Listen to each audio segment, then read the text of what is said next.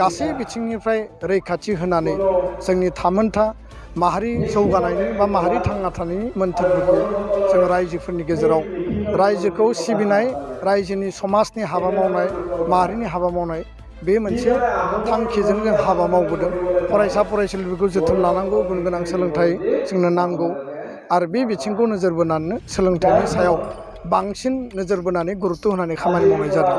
दा बेखायनो आं सानो जे मदैबारि दख'रानि सिङाव मोन 7ल' गामि दङ, रेभिनिउ गामि, सुबाया गोबां, नाथाय खम बिबांनि सुबुं अनजिमा, खम बिबांनि गामिब्लाबो बे मोनसे दख'रानि मर्यादाखौ मोनबोदों आरो सोमावसारनायनि समनिफ्रायनो 37 बोसोर दिनै आगान होबाय आरो बे दख'राया थेलेबलेबै फिसायैनो रायजो राजानि जि मोनसे गोसो गुदुं, जि रायजो राजानि सक्तिशालि बाहागो लानाय, बे खुनु कारनाव खम नङा।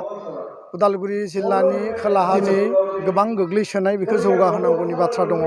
गुबुनारिजों नारा नाथा गोबां थासारिजों जुजिनानै थांना थानो गोनां जायो, बेयाव मन'बलनिबो प्रयजन दङ।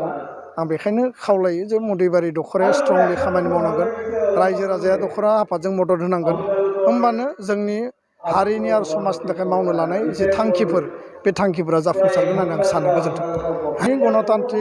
गणतान्त्रिक देशआव मोनफ्रोमबो बोसोरबा बिसायख'थि जायो। दा 2024आव पार्लियामेन्टनि बिसायख'थि जागोन, 2025आव बिटिसि बा बिटिआर काउन्सिलनि बिसायख'थि जागोन आरो बेबायदिनो 2026 आसाम बिधान सभानि बिसायख'थि जागोन। नैबे समावबो दिउरि काउन्सिलनि इलेक्सननि केम्पेइन सोलिबाय थादों आरो गणतान्त्रिक देशआव बिसायख'थिया माने बोसोरबा फैयैखाय जोंनियाव काउन्सिल थाबाय, स्टेट थाबाय आरो पार्लियामेन्ट थाबाय। दा आं बे बाथ्राखौसो स्पष्ट बुंनो नागिरो जे बिसायख'थिया माने गावनि सम बादि फैगोन आरो थांगोन। दा बिसायख'थिखौ नायनानै एबसुआ मालाबाबो खामानि मावफेरबोआखै आरो मावनो गोनां दङ होननानैबो जों साना। बे जाबाय देशनि गणतान्त्रिक सासन बेबस्थानि मोनसे बिसायख'थि, माने मोनसे रिप्रेजेन्टेटिभ सायख'नायनि मोनसे बेबस्था आरो बे नोगोरारिनो देशनि गणतन्त्रआ बेखौ गोहो होदों। दा बेयाव सोरबाया जुदि बुङोब्ला एबसुआ दा बिसायख'थि फैदों, बाइक रेलि लानो मोना, बिसायख'थि फैगासिनो दङ, एबसुआ ओरै खामानि मावनो मोना, जों सोरनि बुंनायखौ लानानै नेनानै थानो आरो सोरनिबा बुंनायजों जों ना उन्दुगोन, ना जों जागोन, ना समाजनि हाबाखौ जों गारना दोनगोन, ना जोङो माबा माने गुबुन खामानि मावगोन। बेयाव जातिनि सार्थनि थाखाय जोंनि आदर्श आरो नितिया मा बुङो? बड'फाया गेरेमसा माहारि दानायनि मोन्थोरखौ जोंनो होनानै गालांदों आरो बड'फानि सिमाङा दिनै आद्रा जानानै दङ। दा दिनै जोङो बिएसि मोनबाय, बिटिसि मोनबाय, बिटिआर मोनबाय, नेक्स्ट जोङो आवगायलांबावनांगोन। उदां आरो जोंनि आबुं जि मोन्थाय बेखौ मोननांगोन, बिनि थाखाय जों पर्यायक्रमै हाबा मावलांगोन। दा बेखायनो जाय मानसिफोरा दिनै बेफोर बाथ्राफोरखौ बुंनानै मोजां मोनो, बिथांमोननि सभाब चरित्रआनो बिदि आरो सोरखौबा बुंनानै सोरखौबा मुं सुनानै बिथांमोना गावसोर गोजोननाय लायो आरो बिदिजों बिथांमोना जुदि गोजोननाय मोनोब्ला बे गोजोननायखौ लाबानो जाबाय, जोङो बुंनो गोनां गैया।